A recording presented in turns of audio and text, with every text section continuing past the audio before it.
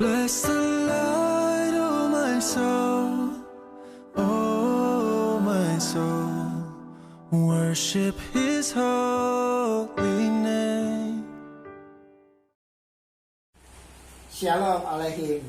Selamat berjumpa dalam renungan Sabda bahagia bersama saya Sutusno Taslim. Mari kita awali dengan doa. Dalam nama Bapa, Putra, dan Roh Kudus. Amin. Segala puji syukur hanya bagi-Mu ya Tuhan. Kami selalu rindu untuk mendengarkan firman-Mu. Berkati hamba-Mu yang tak pantas ini, yang akan membagikan firman-Mu dan sharing untuk hari ini. Berkati setiap mereka yang mendengarkan firman-Mu ini, agar firman-Mu ini tumbuh subur dalam hati mereka yang mendengarkannya, dan boleh menjadi berkat. Demi Kristus dan pengantara kami, kini dan sepanjang segala masa. Amin. Dalam nama Bapa, Putra, dan Roh Kudus. Amin. Akulah roti kehidupan. Pada perenungan hari ini, saya mengambil beberapa Injil, namun tidak saya baca hari ini. Silakan saudara-saudara boleh mencatat untuk dibaca dan direnungkan, yaitu dari Matius 26 ayat 26 sampai dengan 28, Lukas 22 ayat 19, Yohanes 6 ayat 35, dan 1 Korintus 11 ayat 24 sampai 25.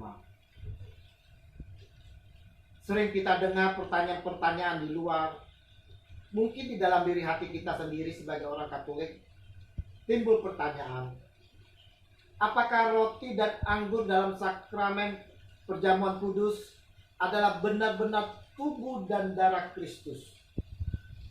Ini sungguh jelas diucap oleh Yesus sendiri. This is my body, this is my blood. Ini merupakan peristiwa perubahan wujud di dalam peristiwa doa konsekrasi.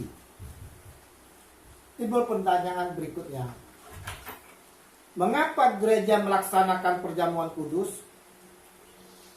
Ini tak lain adalah sebagai peringatan terhadap penderitaan dan juga kematian serta kebangkitan Tuhan Yesus yang dialami oleh Yesus sendiri. Dan perjamuan ini sendiri diberikan Yesus bagi gereja yang percaya akan Dia. Kata Yesus, perbuatlah ini menjadi peringatan akan daku. 1 Korintus 11 ayat 24-25. Saudara-saudaraku yang terkasih, bagi kita umat Katolik, tubuh dan darah Kristus yang telah melalui proses perubahan wujud saat konsekrasi dari roti dan anggur, sungguh-sungguh nyata tubuh dan darah Kristus. Kita tidak melihat sebagai simbol belaka atau lambang belaka seperti saudara-saudara kita di luar sana. Roti dan anggur yang telah dikonsekrasi, sungguh Yesus yang hadir, sungguh Yesus menyerahkan tubuh dan darahnya. Telah banyak kita mendengarkan kesaksian-kesaksian bagaimana hostia yang telah dikonsekrasikan betul-betul berubah menjadi daging, dan ini telah diakui oleh gereja sendiri. Nah, sekarang bagaimana pengalaman kita akan perjamuan kudus ini? Apa yang kita alami dalam Ekaristi? Pengalaman apa yang telah kita peroleh dengan hostia yang telah dikonsekrasikan ini? Saudara-saudaraku yang terkasih, sayang, banyak dari kita menyikapi Ekaristi seperti biasa saja, bahkan cuek. Saat konsekrasi kita sering sibuk dengan kesibukan kita sendiri. Kita tak ada hormat sujud sedikit pun kepada Tuhan Yesus sebagai Raja.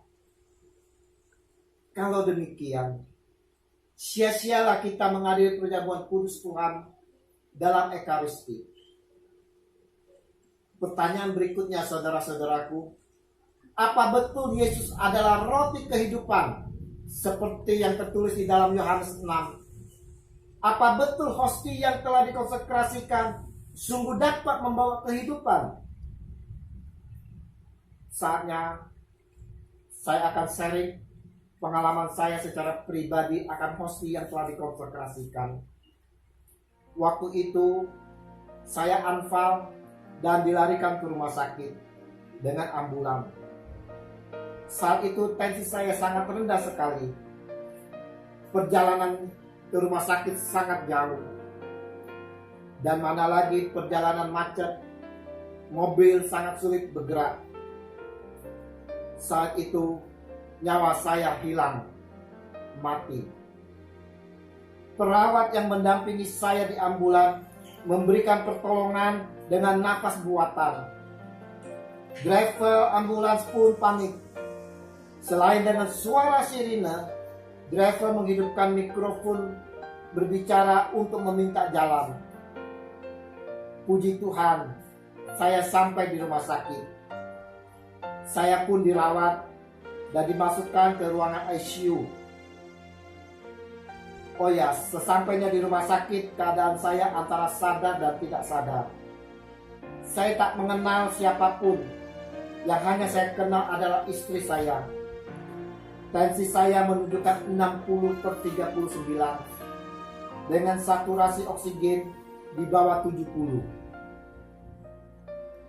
2 hari di ICU, antara sadar dan tidak sadar, saya merindukan komuni dan Yesus.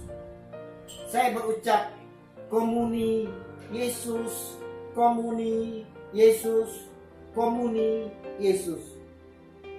Kebetulan saat saya menyebut komuni Yesus, ada suster biara membesuk dan mendengarkan apa yang saya ucapkan.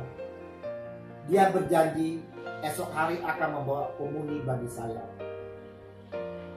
Keesokan hari, suster sungguh datang, walaupun saya masih dalam keadaan sadar dan tak sadar. Juga keadaan tangan kiri saya sangat lemah, tak bisa diangkat. Suster tidak mengawali dengan ibadat singkat seperti biasanya karena situasi dan kondisi saya. Sambil matanya tertuju pada monitor, di mana tensi saya masih menunjukkan 60/39. Suster lalu meletakkan hosti yang telah dikonsekrasikan ke lidah saya. Baru saja menyentuh lidah, belum dikecap, monitor langsung naik. Tensi saya langsung naik menjadi 120/100. Haleluya, puji Tuhan. Sungguh Yesus adalah roti kehidupan. Hosti yang sudah dikonsekrasikan, sungguh nyata Yesus hadir. Tubuh Yesus yang menyatu. Dengan iman penuh percaya, saya terima hosti yang telah dikonsekrasikan. Dan tensi saya langsung menjadi 120/100. Puji Tuhan, haleluya. Masih ragukah kita akan konsekrasi, akan ekaristi, akan perjamuan kudus?